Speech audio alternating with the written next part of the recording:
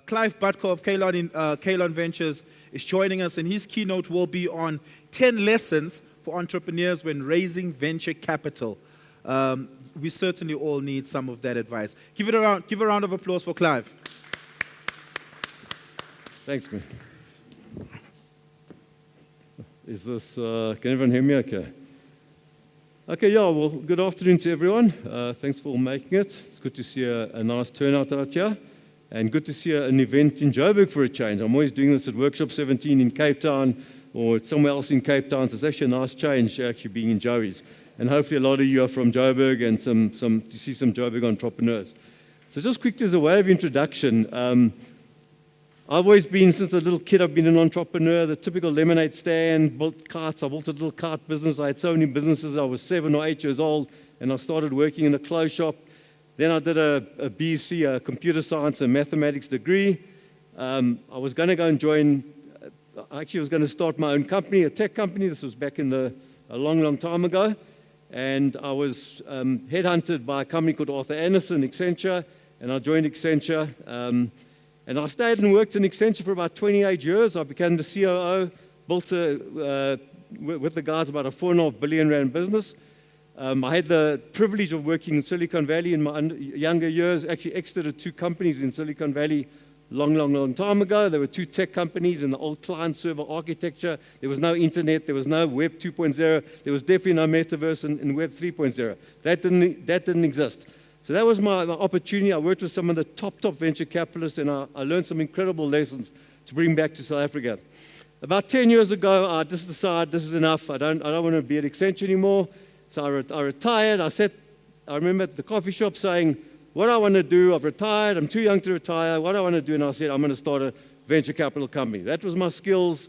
I love venture capital. I love tech venture capital. I wasn't going to go into any venture capital. So I started Keynote Venture Partners. That was about 7 or 8 years ago, and we raised about R250 million. We've got, I think, soon to have about 12 investments, and fortunately, bar one, all of them are going really well. So that's been fantastic. So what I'm going to talk about today, I think maybe the title is just a little bit misleading. I spoke to the entrepreneurs yesterday about the 10 lessons of growing and scaling a great business.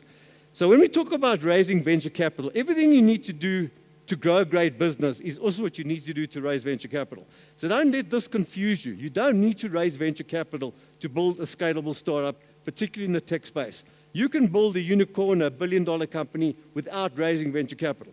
Everyone thinks you have to raise venture capital. Venture capital is the panacea for building a great business. It's not. It's not. It's one way of financing capital to build a great business.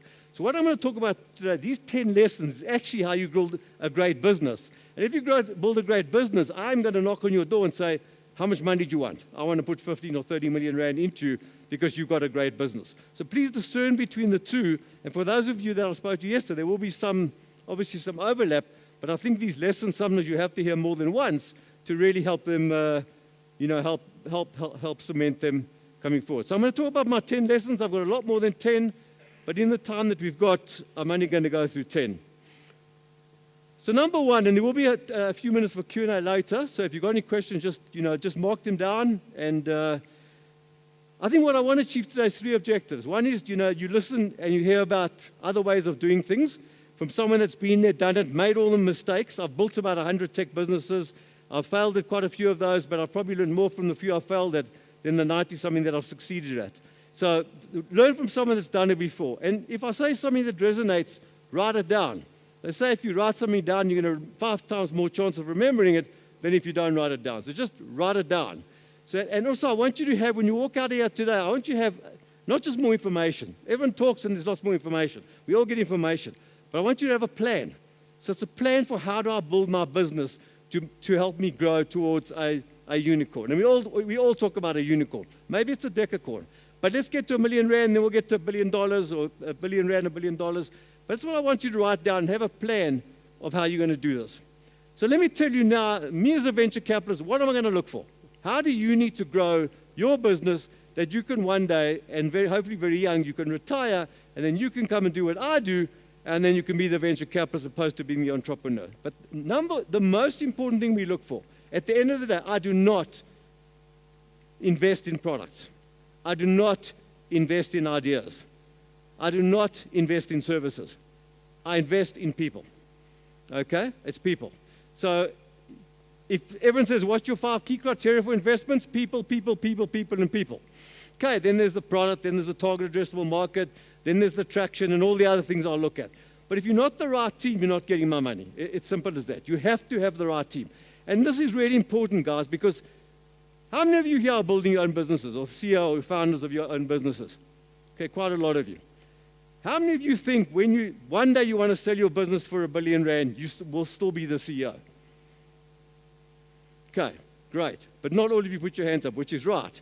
Because let me tell you what happens actually. The skills that it takes to get you to maybe 10 million or 100 million. So the skills that it takes you to get to 100 million are not necessarily the skills that it's going to take you to get to $1 billion. Not you, not your current team. So your vice president of marketing, sales, product, engineering, customer service, customer success, it doesn't matter. Often you actually reach a point that you actually can't go further. You reach the seeding, and you need to find other people to actually take you to the next level. So just understand that we back the jockey and not the horse. And typically we want to back more than one jockey. But let me go into that now. So people, people, people. We want people that have got domain expertise, that have done it before, that shows that they're passionate, they are absolutely hungry. I want to see desperate people. I want to see desperate people when I invest in them. I don't want to see people that have come from lots and lots of money and they'll wake up one morning and say, nah, I've got my father's money, why do I want to do this? I was a kid who came up with nothing, okay? So I had nothing as a kid, nothing. I was desperate. I was desperate that I was going to give my family an opportunity that I couldn't have. Desperate. That was what I was. And I came from absolutely nothing to be able to retire at a very, very young age. And that was desperation. That was because I was more desperate than the next guy. I put more effort in than the next guy, and that's why I made it, and unfortunately, they never did. But just mark your questions. Okay, number 2 is similar to number 1, but what you have to understand in building a business, no one, and I say no one, and maybe there are a few exceptions, but even if you take Apple was built by Wozniak and Jobs, okay? Wozniak was the tech guy, if you don't know Steve Wozniak, and Jobs was the marketing sales guy. Everyone thinks Apple, Steve Jobs. No. Wrong. Apple, Steve Jobs and Steve Wozniak. Two of them did it together. If you look at Microsoft, you think it's Bill Gates. Bill Gates and the other guy. Can't remember his name, but the other guy. There were 2 guys. Okay? So there's two or more people that build most businesses. Now, there's a statistic done in Silicon Valley. They took about 1,000 businesses, tech startups, and they said, look at 1 startup founder, and look at 2 startup founders, and look at 3 startup founders. And who was the most successful in all these businesses? And what they found is the ones with 2 startup founders were 50% more successful than the ones with 1 startup founders. No different to the 3 startup founders, but once they got to 4 and 5, then they started going down. There was too many. You can't have that many startup founders because everyone starts stepping on each other's toes, and you've got too many cooks in the kitchen. So the key thing here, what I'm saying is, in a tech business, who's just building a tech business? Who's not involved in tech here? You're all involved in tech. Okay, I'm going to assume you're all involved in tech. Great, I'm in the right place there. If you're in a tech business, you need 2 types of people in a tech business. Okay, you need an engineer, right, or engineers. Does anyone can build a tech business without engineers? Okay, so you need engineers. What else do you need? So you need someone that can build it. You need salespeople. Someone's got to sell it. Because you can have the best technology in the world, but if you can't sell it to the market, you don't have a business. So you at least you have to have the hackers, and you have to have the hustlers. Okay? The hustlers are the salespeople. The hackers are the engineers. And you're going to start with 1 engineer and 2, 3, 4, 5, 10, 20, 50, whatever it is, 100. But you also have to have the sales team. And initially, who are the best people to sell your product? Who is the best and only people that can actually sell your product when you start a business? The founders. There's no one else. You can't go and hire Clive because I'm a good salesman. You can't. Because I won't understand the deep nuances about what differentiates you. I won't understand what makes you different. I won't understand the nuances that a customer's going to see. I won't understand a lot of stuff. So you need to have the builder and the seller. At a minimum, the builder and the seller. So if you're an engineer, Okay, if you're an engineer and you want to start a business and you don't have a salesperson, what do? You go and find one. You go and find one. You can call him your co-founder, you can call him sales. Hopefully you call them the co-founder. Give them 20% equity. Because that's how, the whole point about taking the journey loan, there's no I in team. There's no I. This is about the team. You've got to understand it's about the team. Now, there was another survey done, and it's a very, very interesting book called The Hard Things About Hard Things by Ben Horowitz. And it talks about if you want to be rich or you want to be in control. And this is one thing that you've got is people that actually want to be rich don't worry about control. So they can have less equity and they make more money. So they give equity away to bring the right people on board and they make more money. So that's the being the king opposed to being in control. So people that wanted to be kings, that wanted to be in charge of their businesses, made much less money than the people that actually wanted to give away and not be in control. So that's actually based on empirical data. If you want to make money, control is not the most important thing. Give away the equity to the right people. If they are conducive to building the ROI, increasing your ROI, bring someone in, give them some equity, and let them run with it. That is going to pay you in the long run. Okay, so this thing here is about solving the problem you solve, not the product. People don't buy, now listen to me, people don't buy products and services. Okay, I'm going to say that again. People don't buy products and services. Your clients, your customers, they don't buy products and services. They buy solutions. Okay? They buy solutions to their problem. That's what they want. They don't care I'm selling them AI or machine learning or augmented reality or blockchain or the metaverse, or no one gives a continental damn about that. What they care about is how do I make my life easier? How do I get more successful as a customer? How do I make my team more successful? How am I going to get promoted? WRRFM. What's in it for me? So if you're a salesperson, always have this WRRFM. What's in it for them? Not for you, for them. So you have to sell them a solution, not a product or a service. They don't buy that. You must sell them. I'm sure you've all heard this analogy, but the metaphor of either buying a painkiller or buying a vitamin. So you have to sell them a painkiller, right? You've got to assume, just imagine Clive here, standing here, okay, with all my hair. You've got to assume my hair's on fire, okay? Now, if you are a fire extinguisher salesman, what's going to happen? Am I going to buy from you? Am I going to buy from you? My hair's burning now. Am I going to buy from you and you're selling fire extinguishers? Absolutely. And how much am I going to pay? Anything. Anything. If you tell me it's worth 100,000 rand, I'm going to give you 100,000 rand. I want a fire extinguisher. So you've got to sell a painkiller, not a vitamin. A vitamin, I'll give you an analogy. You're on your way to work, and you're halfway in the traffic on your way to work in the old days before COVID, and you think you didn't take your vitamin. What are you going to do? You're going to go continue to work, or you're going to go home for your vitamin? You're going to continue going to work. But if you forgot your headache tablet, you're going to get back and go home and take your headache tablet. So you need to sell painkillers and not vitamins. Vitamins don't solve problems. Vitamins are nice to have. Painkillers are needs to have, right?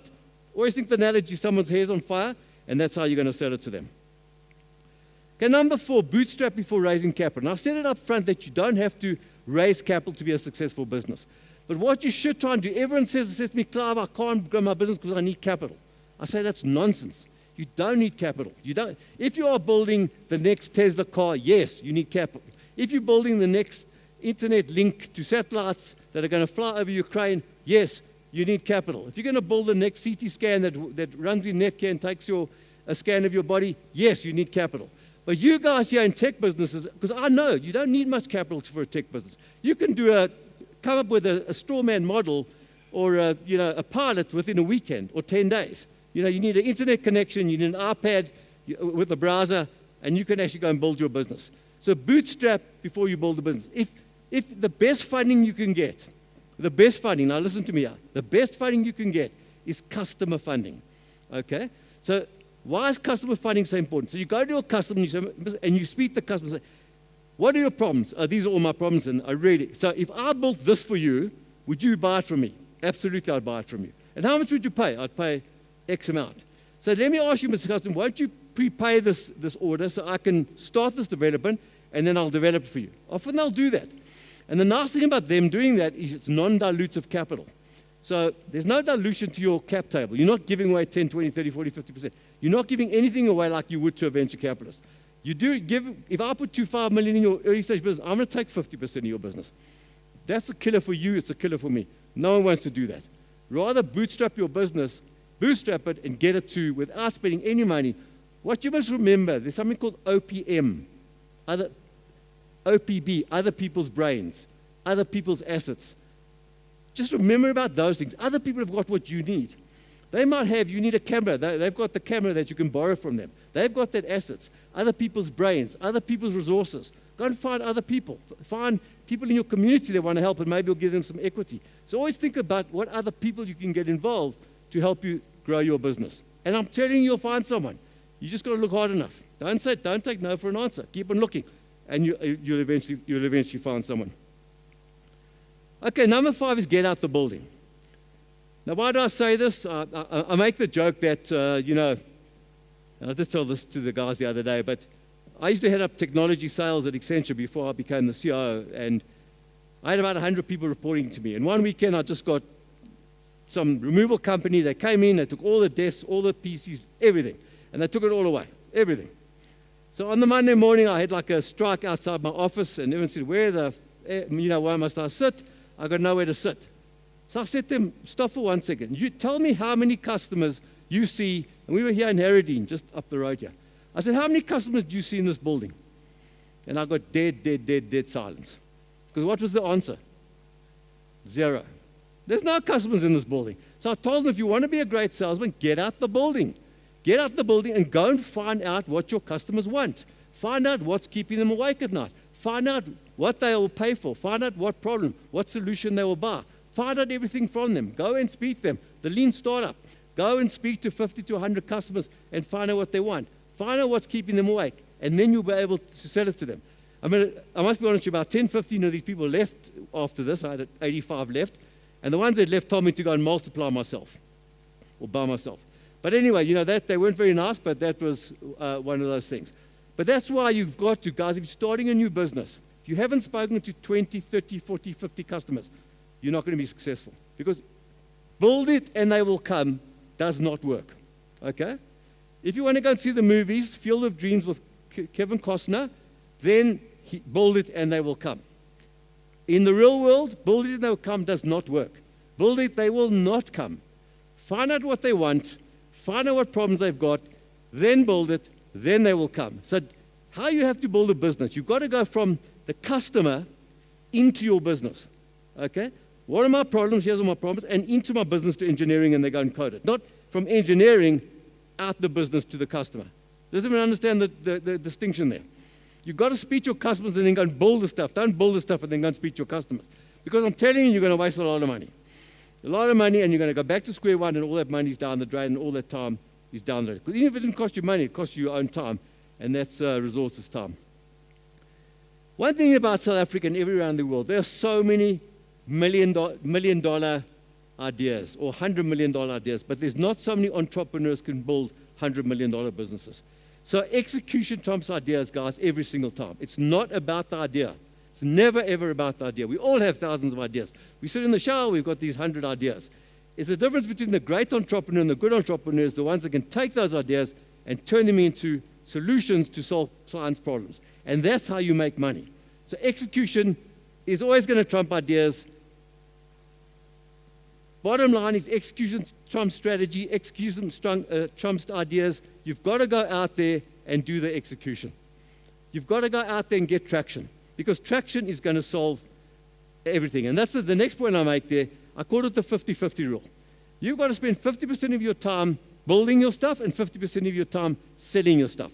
So build it and sell it. 50%, 50%, getting traction. Because if you come to me as a venture capitalist, and remember, I'm not an early stage investor. I'm not a seed investor. I'm a Series A investor or pre-Series A investor. So typically, I have made exceptions, but typically, I'm investing. You've got 10, you're doing 10 million rand a year, you're doing 5 million, you're doing 20 million rand a year. That's typically when I invest in you, and then I just pour fuel on the fire. Because there's 3 stages of a business. First one is finding product market fit. So where I invest is product market fit. If you can find, through traction, find product market fit, you're opening yourselves up to so many investors that will be knocking your door down to give you money if you've got product market fit. So if you've got product market fit, you can just see that J-curve and you can just see the product is being pulled out of your company opposed to you pushing it out of your company. And spend the 50-50 rule, traction and Trump as well. You know the point.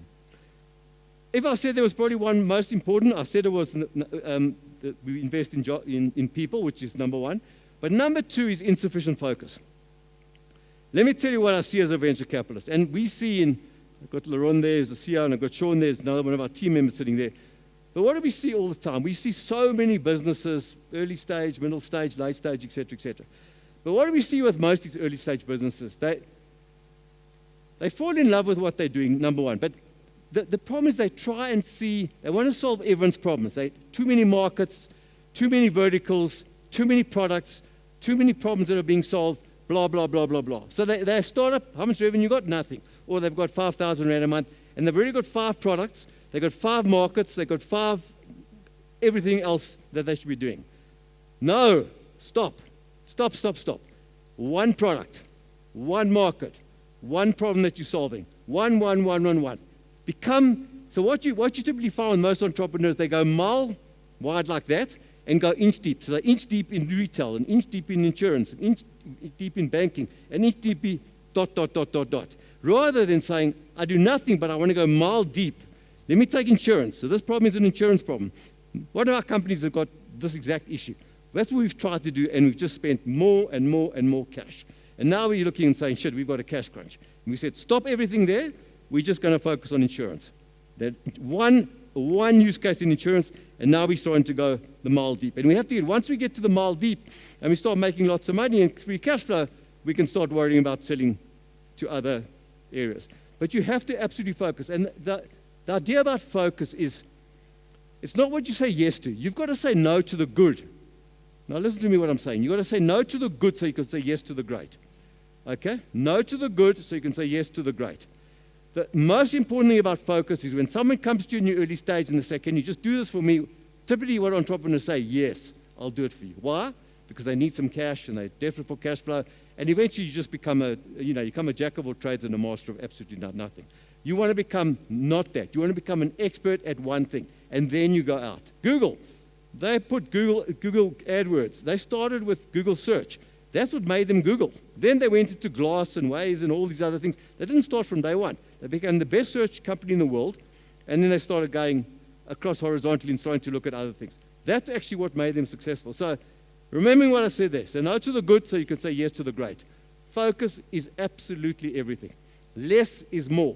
Don't just try and solve everyone's problem, because I'm telling you, you'll run out of cash or you'll drive yourself mad trying to solve everyone's problem, because you have to just be one thing to one set of clients when you're starting out a business. Okay, 2 more. Your product has got to be, most of you are probably playing in a space that there's competitors. Who here hasn't got a competitor anywhere in the world for what you're doing? I'm happy none of you put your hand up, because if you haven't got a competitor, you're probably building something that no one wants. Okay? There's nothing wrong with competition. Nothing wrong with it. Because if you look at these Ola and Flippin' Uber and Lyft, and they're all the same. They all do exactly the same stuff. What's the difference between one and the other one? Execution. It's execution. Some of them Uber's never made a cent. It's still not making money. It's a $17 billion company, doesn't make any money. It's about the execution. And you can just see all over the world other companies are eating off Uber's plate, because it's about the execution. It's no different here where the Tesla's probably 10 times better than any other car that was out there at the time. But all you need to be different. Being different is not a little bit better, a little bit faster, a little bit cheaper, a little bit X, Y, and Z. That's not what I'm talking about. It's much better, much faster, much cheaper. It's 10 times better, because that builds a moat around the castle. So you build that moat, and it takes someone 18 months just to catch you up. But you keep on innovating, so you're staying ahead of them, and they're always 18 months behind you. So if I look at my own business called Ozo, which is one of Kaylon's earlier investments. Who's used Ozo in this room? Okay, lots of you, hopefully. Well, we're doing incredibly well. So we invested, there was 10, 15 people, maybe a 50 million rand company. It's now probably 10 times that. I can't give you the exact number, but like 150 million rand company. We invested, we paid, just raised capital now at a few billion rand. We came in at a couple of 100 million. So that just shows you how they had a problem they were solving that was 10 times better than anything else in the marketplace. It had competitors, but they weren't even on the same planet. Their technology from the competitors' technology. And they continue to innovate and innovate and innovate, that they continue staying. I mean, we've got Tencent as our anchor investor. We've got Greyloft Capital, which is one of the top VCs in the US, as it put $20 million into this thing. So we just raised $48 million for OZA. But it's exactly, this is an OZA, but 10 times better than any other EFT product that's in the marketplace. The last one is know your numbers. There is nothing worse as a VC. The guys will come present to me, and I'll either say to them, so what's your cost of acquisition? What's your lifetime value? What's your GP? What's your gross margin percentage? What goes into cost of sales? And they say, look, I can't answer it because my accountant's not with me. Okay, that's a red flag to me that's over, scoot over. The conversation is a very short conversation. It's over. Because number one, you don't have to be an accountant. You have got to know those numbers as the CEO and founder. If you're going to go and pitch a venture capitalist, irrespective of where you're pitching a venture capitalist, you have got to know what those numbers are. Because if you don't know those numbers, I sat on a call yesterday I do a lot of mentoring. I spend every Tuesday an hour and a half mentoring 3 entrepreneurs. And one entrepreneur's they sell these women's products, or she sells these women's products and everything. And I said to her, so what's your highest profit margin on these 50 products you sell? No. Okay, which one do you sell the most? Don't know. I said, you've got a serious problem here. So immediately we assigned her an accountant to get her to understand at least what is she making money at. If you're not making money at this thing, stop making it. Either charge more, make money, or stop it. Stop just selling it at a loss. But she just had no clue. And it was actually quite sad because I thought the products were actually quite good. But she's just losing money hand over fist, but has no idea.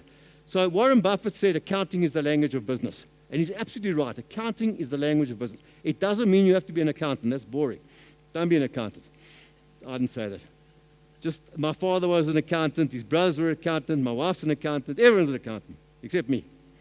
So, but accounting is very important. It's very, very important skills to know what accountancy is. This means I'm thumbs up. Yeah, actually just last one. Sorry. Bonus lesson.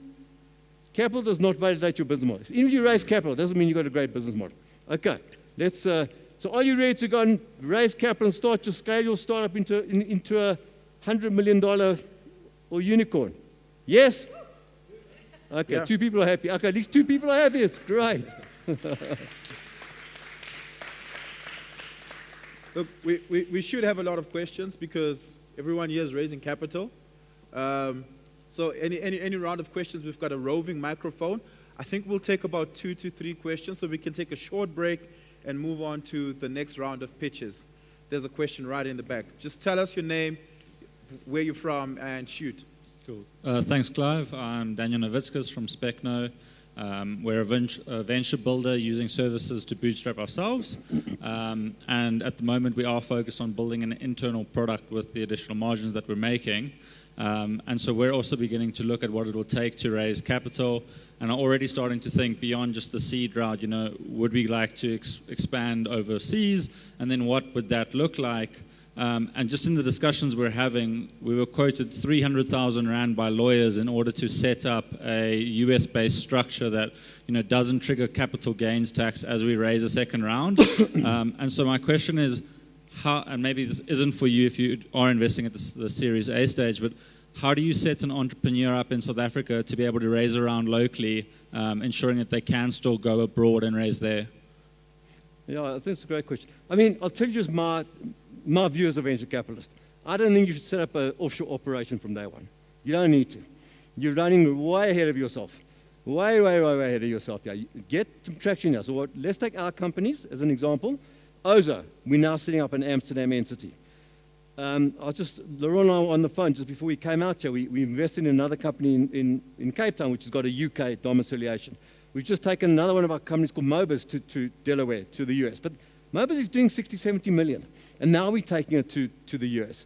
Senmark, which is a cybersecurity company, is doing about 30, 40 million. We're now taking it up to Amsterdam. So they've got money. They've got profitability. They've got lots of venture chasing them, $5, $10, $15 million. That's the time to do it. You can do it now, but 300,000 Rand for a small little business, I imagine, is a lot of money. It's a hell of a lot of money. So maybe you give the lawyer some equity, 0.5% for in exchange of the 300. Nothing wrong with that. Nothing wrong with that. You incentivize the lawyer because you've got the equity. You have the equity. You own it. You can give him that 300. But I wouldn't spend 300,000 Rand right now on that thing.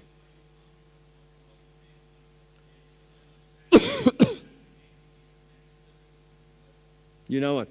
Find a smart lawyer. You'll get around that problem. That's what we do. Honestly, it's not an issue. Yes, there might be a capital gain event, but there's ways of getting around it. There's always ways of getting around it. The theory says do it as early as possible. I don't disagree with the theory, but I wouldn't spend 300K when that could be 2 engineers for building out and really finding a product that's got real scale. But that's just my opinion. It doesn't mean, everyone might have a different opinion on that. But I wouldn't spend 300K. 30K or 20K, I'd say do it. 300K. Anyway, I think that's a lot of money for a startup. Yes. Hi, Clive. So I'm Joseph from 123 Tutors, right? So my question is on the focus point that you made.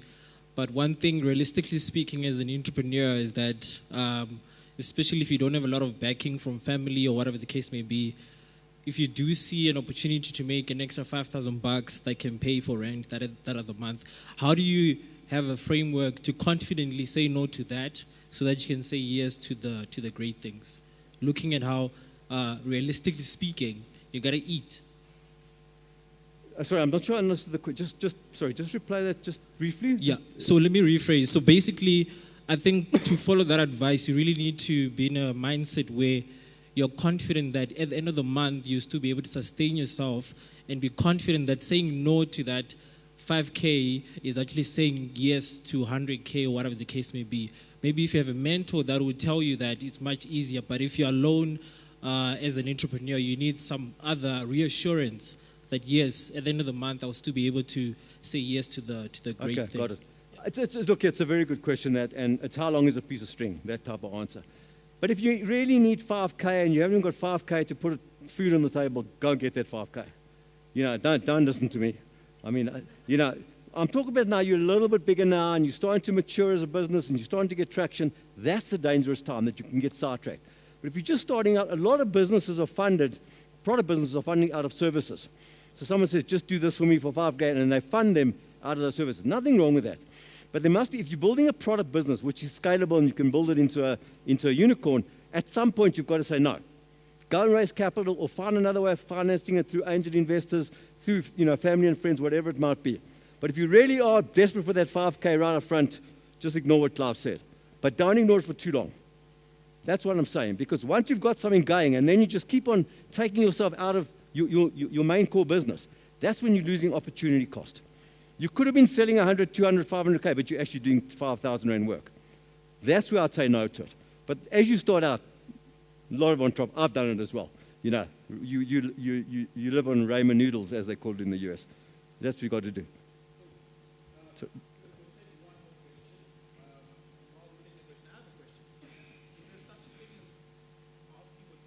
much money? It's such an interesting question that. There absolutely is. There absolutely is. Because I believe if you've got no money, you must be very frugal. So you watch every single cent. And when you've got $100 million, you must watch every single cent.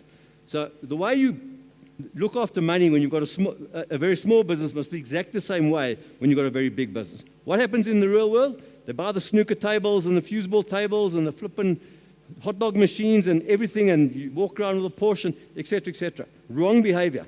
So behave in the same way when you've got nothing when you've got $100 million.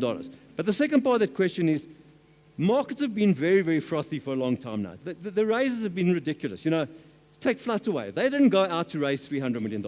They got a knock on the door and SoftBank said, I want to stick $300 million into you. Why? Because you're a great business, and they said, okay, I'll take it. I want you on my cap table, and they took the money.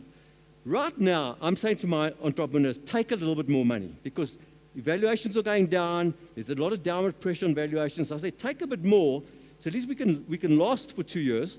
So there's not in a year's time, we have to go and raise capital, and we do it at a down round. And down round means we raise it at $100 million, and then we raise it at $50 million. So I'm just saying, take a little bit more capital. But you've got to look at the timing. Okay, fantastic. We'll take the final question over there, and then we'll take a short break. Can you hear me? Hi, Clive. Please, Thank you for please your... do stand and just say your name. Hi, Where you're from. again, I'm Aaron from 123 Tutors, the CEO and founder.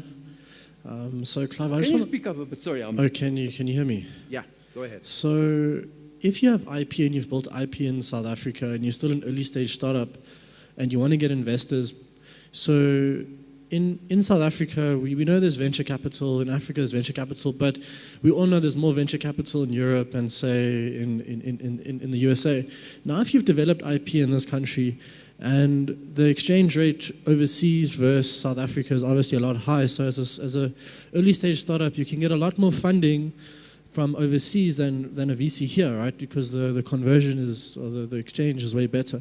So if you, do you think it's a good idea if you develop IP in this country to say go overseas to Europe or to America and then go pitch to VCs there as an early stage company, and then to get fund or to get investment capital from overseas versus going the South African route? Because as you know, it's more abundant overseas than here. Yeah, I think, I don't think it's either or. I think it's and.